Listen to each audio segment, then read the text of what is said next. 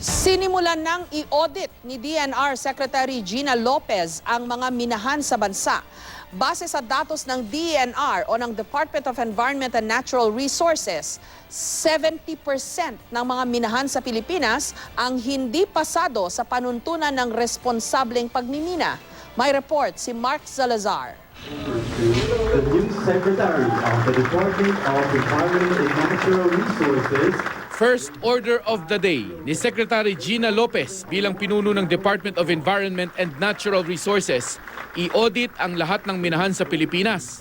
Ang hindi pumasa sa ISO 40001 o responsableng pagmimina, mananagot.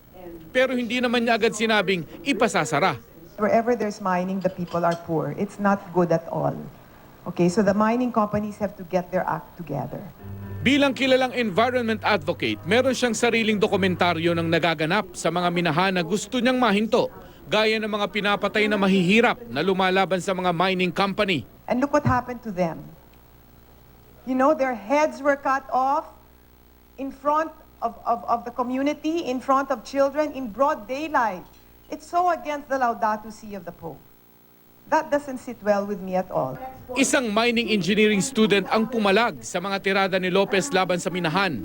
I am pointing out that mining cannot be concluded as the main reason for these poverty-stricken areas. That's just my point. I understand that, but you know, I want to let you know that mining, in fact, in many areas, has in fact adversely affected agriculture.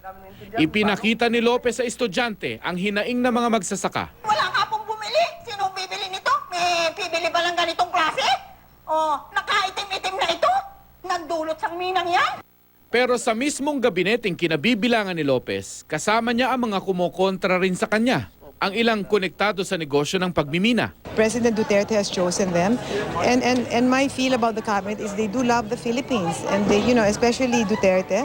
And so as long as you're all coming from the same page, which is love of country, then we will see, you know, what is the best way to move forward. Sa unang cabinet meeting, naging debate ng araw agad ang gagawin ng gobyerno sa mining industry.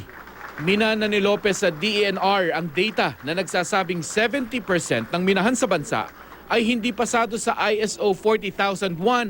Mark Salazar, GMA News.